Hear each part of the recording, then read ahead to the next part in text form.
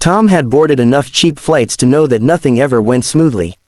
As a single dad raising 7-year-old Lily on his own, he didn't expect ease, just small mercies.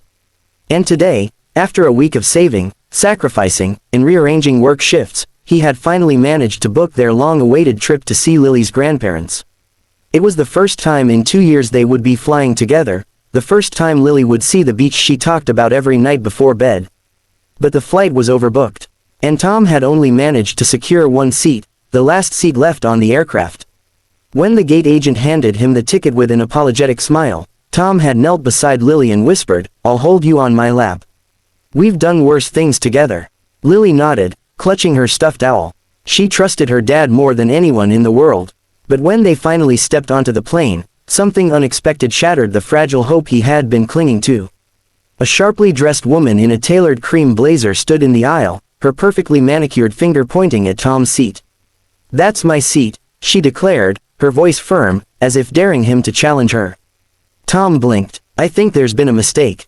Seat 23A, yes," she snapped, "and I paid for it. The airline messed up and said they gave it away, but I'm not moving. I have an important meeting the moment I land. I'm not switching places with anyone." The flight attendant approached, already weary. "Ma'am, we spoke about this at the gate. We offered to upgrade you, but you refuse. Because I need to sit on the left side front, not in the middle of business class," the woman cut in sharply. "I get motion sickness. I'm not moving." Passengers were already turning their heads. Tom felt the weight of their eyes. He wasn't embarrassed for himself. He was used to trouble, but he hated when Lily saw adults behave badly. "Sir," the attendant said softly, "can I see your ticket?" Tom handed it over. She sighed. "Your seat is indeed 23A. But hers was double booked." Tom didn't fight. He didn't raise his voice. He didn't demand anything. He just held Lily close and said, "It's okay. We'll wait for another flight if we have to." That sentence, simple, resigned, landed like a stone. Lily's face fell, her little fingers tightening on his shirt. The woman crossed her arms, victorious. But before the attendant could speak, a voice came from the first-class cabin. "I'll give him my seat." It was a deep voice. Calm, authoritative. Everyone turned. A tall man in a charcoal gray suit stepped forward. He looked like someone who didn't fly economy, ever. Someone important, someone wealthy. But his expression wasn't condescending, it held something else entirely. Respect. "Sir, you don't need to," the attendant began. "I insist," the man replied. A father traveling with his daughter should not be removed from a flight because someone refuses to cooperate. The woman in the cream blazer stiffened. "You can't just." "I wasn't speaking to you," he said coldly, without raising his voice. Passengers watched in stunned silence as the stranger handed his first-class boarding pass to the attendant. She hesitated only for a second before giving Tom a grateful look. "Sir, this is extremely generous," she said. Tom shook his head. "I can't take your seat." "You're not taking anything," the man replied. "I'm giving it." He crouched to Lily's level. "You like windows?" Lily nodded shyly. "Well, then make sure you look outside when you take off.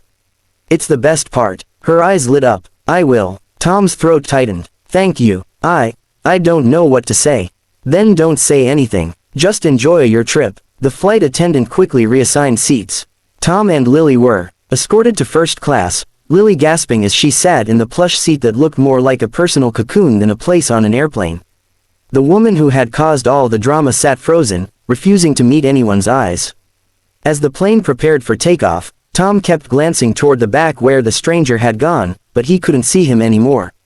It felt wrong, sitting in comfort while the man who should have been here sat in a cramped middle seat somewhere behind him. When the plane landed 2 hours later, Tom waited until most passengers had exited. He hoped to catch the stranger, to thank him properly. But he didn't have to look far. The man was waiting for them at the gate. "Sir," Tom said, walking toward him, "I don't have anything to offer you, but please know what you did meant more than you realize." The man smiled. "Actually, I didn't do it for thanks." Tom frowned. "Why then?" The man's gaze softened as he looked at Lily. "My dad was a single father too. He struggled. A lot. But he always made sure I saw the ocean once a year. Those were the only vacations we ever had. I know what it means to want something small, but meaningful, for your kid." Tom exhaled slowly. That simple explanation hit him harder than any grand speech. "I'm Daniel," the man added, extending his hand. Tom. Lily waved shyly. Thank you for the window. Daniel chuckled. Anytime. They parted ways at the terminal. Tom assumed that was the end of it, just a good man who had crossed paths with him for a moment. But an hour later, as Tom and Lily walked into the arrivals area, he spotted Daniel again, this time talking to an elderly couple. When they saw Lily, they hurried excitedly toward her. Grandma, Grandpa, Lily squealed, running into their arms. Tom smiled, but when he looked at Daniel, the older couple turned to him with warm recognition. Daniel, Lily's grandmother exclaimed, I thought you had an important meeting today. Daniel shrugged. It can wait. Tom blinked in confusion. You know him. Lily's grandfather smiled proudly. Know him, he's our son. Tom stared at Daniel, speechless. Daniel chuckled. I figured it'd be awkward mentioning it on the plane. Lily's grandmother stepped toward Tom. We've heard so much about you. Daniel talks about how strong you are, raising Lily alone. Tom swallowed. He talks about me. Constantly, Daniel admitted, cheeks slightly reddening.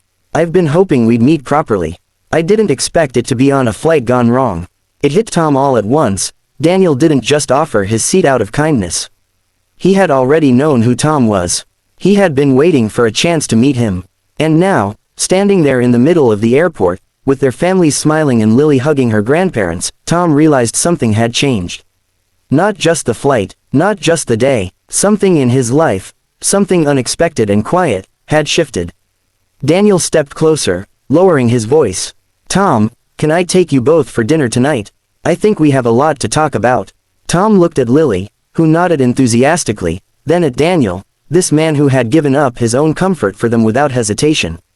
Yeah, Tom said softly. I'd like that, and for the first time in a long time, it felt like something good, something lasting, was about to begin.